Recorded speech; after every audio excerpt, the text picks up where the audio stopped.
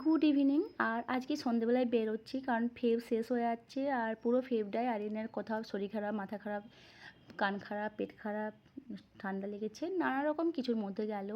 আর শর্ত মতো ওকে ফেবের মধ্যে সব কিছু করাতে হবে কারণ গেমস, ওরা মলে যে গেমসগুলো থাকে তো ওইটাতে ও দুদিন গিয়েছিল, তারপরে আর যাওয়া হয়নি যেহেতু ওর পুরো ফেব জুড়েই ওর মানে গেমস খেলার একটা ইয়ে ছিল যে পুরো ফেব জুড়েই খেলবে।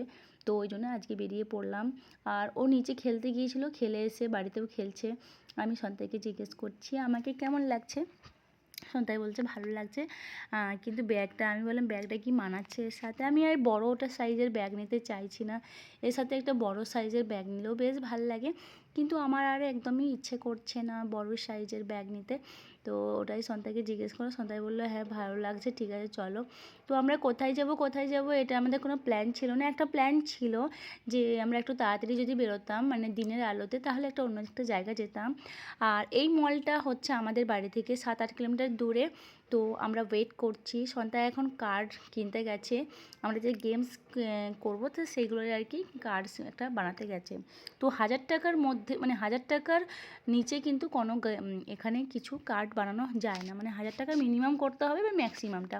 তো প্রথমেই এটা আরিয়ান গাড়িটা করছিল, কিন্তু ওখান থেকে বললো না এটা হবে না, ও ছোট বাচ্চা, ও পাটা পাবে না, তো এখানে কাউকে বড় কাউকে একটা থাকতে হবে। তো সন্তাই এখানেই ছিল, সন্তাই বললো তুমি যাও, তো আমার প্রথমে ইচ্ছে ছিল না, তারপরে আমি গেলাম। কিন্তু যেয়ে এত মজা হয়েছে আমার, প্রচণ্ড পরিমাণে আমি মজা করেছি, দেখে বুঝতে পারছো। লাস্টে আরিয়ান বললো আমি একাই করব। তারপর আমরা চলে এসেছিলাম বোলিং করতে।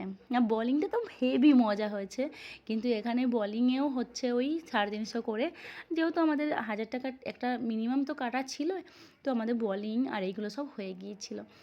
তারপরে আমরা বোলিং করার পরে চলে এসেছিলাম এখানে। এখানে সন্তাই আর আরিয়ান এটা করলো। এটা করার পরে আমরা খুব খিদে পাচ্ছিলাম, সন্তাইকে বললাম আমি জানি না আমরা বাইরে বেরোলেই আমি খুব খিদে পেয়ে যায়।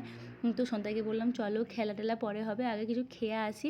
আর এখানে অনেকগুলো জায়গা আছে খাবার, তো সন্তাই বললো দাঁড়াও একটু খেলে নিয়ে এটা তারপরে যাচ্ছি, কারণ আমাদের বাড়ি থেকে এই মলটা বেশ অনেকটা দূরে, মানে পরে যে আমরা ওই টাকাটা টিকিট কাটা হয়েছে ওটা যে আমরা কাভার করতে আসবো সেটা তো পারবো না, তো এটা কমপ্লিট করেই যেতে হবে।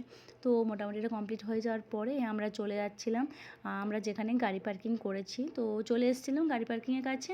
এরপরে আমরা যাব খাবার খেতে, তো মনে পড়ে গেলো রুফটপ ক্যাফে বলে একটা এখানে দেখেছিলাম যখন আমরা আসছিলাম, তো ওটাতে যাব, ওটা এত সুন্দর দেখতে, তো ওই জন্য আমরা চলেও এসেছি। কিন্তু এসে পরে দেখছি এত বাজে, মানে খুব একটা ভালো নয়, মোটামুটি ভালো মানে খুব একটা ভালো নয়, মানে দিল্লিতে আমরা এত ভালো ভালো ক্যাফেতে গেছি, তো এখানে বড্ড লাইটটা ছিল আর একটা খুব জোরে একটা মিউজিক চলছিল, আর খাবার ছিল ননভেজ তো কিচ্ছু ছিল না, সব ভেজ ছিল। তারপরে আমরা একটা পাস্তা অর্ডার করেছিলাম, ভাবলাম যে এখানে এসেছি যখন কিছু একটা অর্ডার করি, তারপরে বেরিয়ে যাবো অন্য কোথাও খাবো। তো তারপরে আমরা পাস্তা অর্ডার করেছি, কিন্তু পাস্তাটা এত ভালো ছিল খেতে, খুব ভালো বানিয়েছিল। আর বেশিরভাগ ক্ষেত্রে এখানে দেখছি মেয়েরা এই জায়গাটা চালাচ্ছে। তারপরে মনে হলো যে একটু পাস্তা খেয়ে চলে যাবো, কীরকম একটু লাগছে, তার জন্য আরও একটু অর্ডার করে নিলাম। তো ভাবলাম যে ঠিক আছে চলো, যদি পেট ভরে যায় তাহলে শুধু আমাদের যে তালাব আছে ওখানে আইসক্রিম খেয়ে আমরা বাড়ি চলে যাব।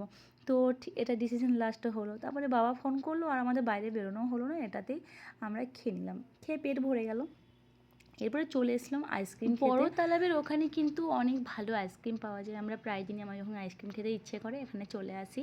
তো এখানেই দেখছি যে এখানে ধোসা হয়, প্রতিদিনই হয় জিজ্ঞেস করি, বাট আমার না কোনোদিন খাওয়া হয়নি।